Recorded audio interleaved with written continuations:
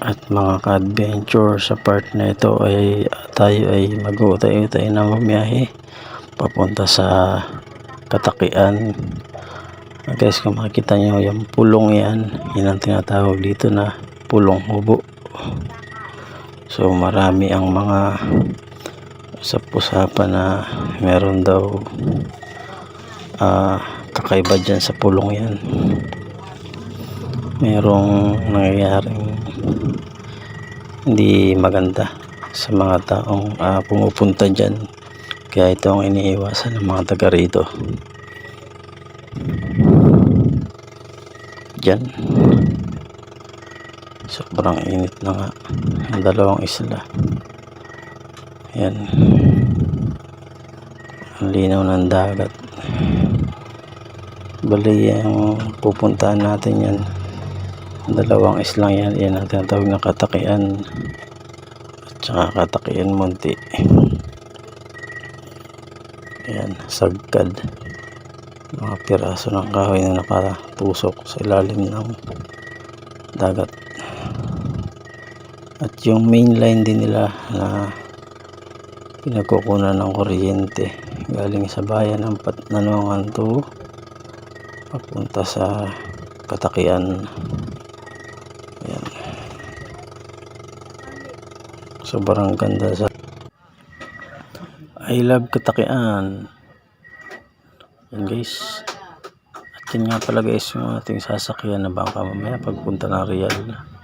So tara, at yan, nakalayo na kami sa Daungan.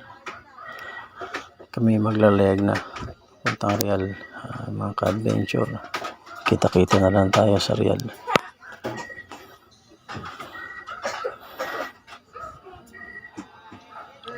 Maliwalas ang panahon ngayon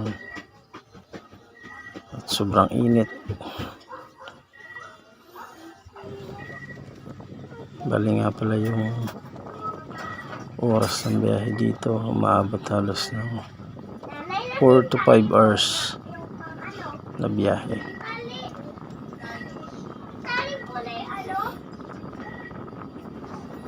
At nandito ako sa taas ngayon at sobrang ginhawa. Ayan, sobrang presko dito sa itaas. Medyo nalulula ako sa biyahe kaya dito ako pumesto. Ayan guys, Katakian Munti. Yun yung kalapit nung Daungan, kaya wala silang isla. Ayan, sobrang ganda dyan, sana mag fishing guys, kaya lang sobrang init.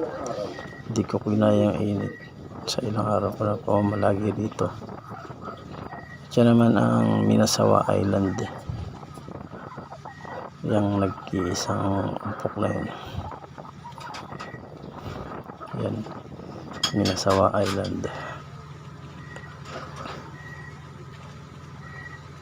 Tara nga pala ng 4 hours na biyahe natin ay nakarating na tayo dito sa Real, sa Baluti.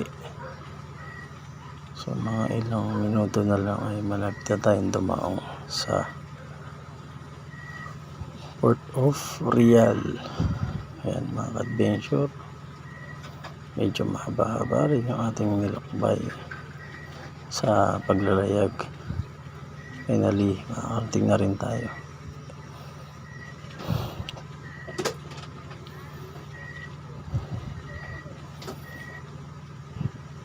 Sobrang ganda ng dagat ngayon, napakalantap,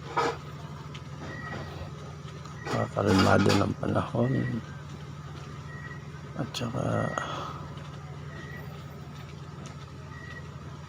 di man lang gaano siyang nagkaroon ng alon sa gitna. So God bless talaga sa mga